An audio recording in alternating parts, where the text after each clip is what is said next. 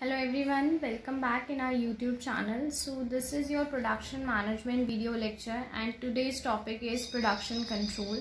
We have already discussed about the production planning. So we are discussing on the topic of production planning and control, that is basically PPC, and we have already covered the concept of production planning. So today we are going to discuss about the production control कि basically आपका production control क्या होता है और production control को हम किस तरीके से डिफाइन करते हैं। जब हम पीपीसी की बात कर रहे होते हैं तो ये हमें प्रोडक्शन प्लानिंग और प्रोडक्शन कंट्रोल दोनों को इंडिविजुअली समझना बहुत ज़्यादा ज़रूरी हो जाता है, इसलिए मैंने आपको प्रोडक्शन प्लानिंग पहले ही बता चुकी हूँ।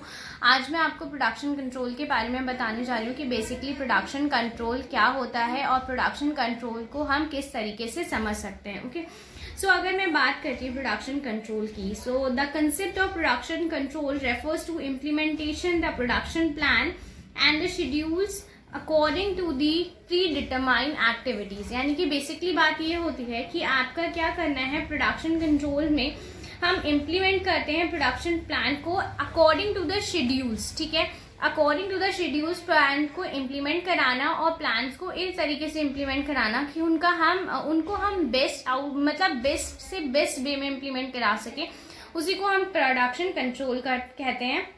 It emphasizes on the fact that the actual performance and the budgeted performance as per the underlying plans। यानी कि कहने का मतलब ये है, प्रोडक्शन कंट्रोल में हम इस बात का ध्यान रखते हैं, दो तरह की परफॉर्मेंस होती है आपकी, एक होती है एक्चुअल परफॉर्मेंस और एक होती है आपकी एंटिसिपेटेड।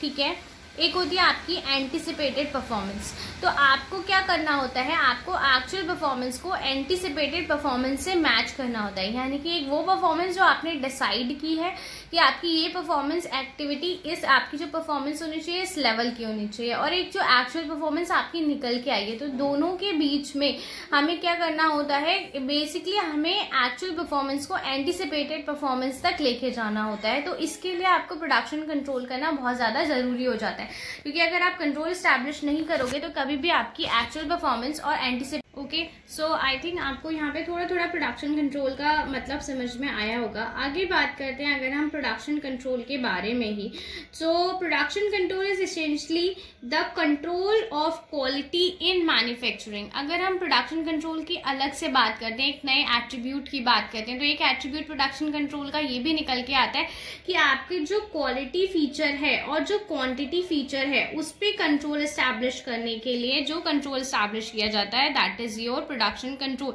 यानी आप इसको ऐसे समझ सकते हो कि क्वालिटी को मेंटेन करने के लिए एंड क्वांटिटी को मेंटेन करने के लिए आपके जो भी एम्फेसाइजिंग टूल्स आपके लगाए जाएंगे वो सब आपके प्रोडक्शन कंट्रोल के अंदर ही आते हैं। ठीक, अब प्रोडक्शन कंट्रोल को जो बेसिकली एक डेफिनेशन के थ्रू हम समझ लेते हैं कि production control is defined as a task of coordinating manufacturing activities. आपका प्रोडक्शन कंट्रोल क्या है, कोऑर्डिनेट करना आपकी डिफरेंट मैन्युफैक्चरिंग एक्टिविटीज में in accordance with manufacturing plan, according आपके जो भी आपके मैन्युफैक्चरिंग प्लान्स हैं उनके according, so that predetermined schedule can be attain, जिससे हमारा जो प्री डिटरमाइंड शेड्यूल है हम उसको अटेन कर सकें with minimum economy and efficiency, minimum cost के साथ और ज्यादा से ज्यादा मैक्सिमम एफिशिएंसी के साथ। इसी को हम बोलते हैं प्रोडक्शन कंट्रोल।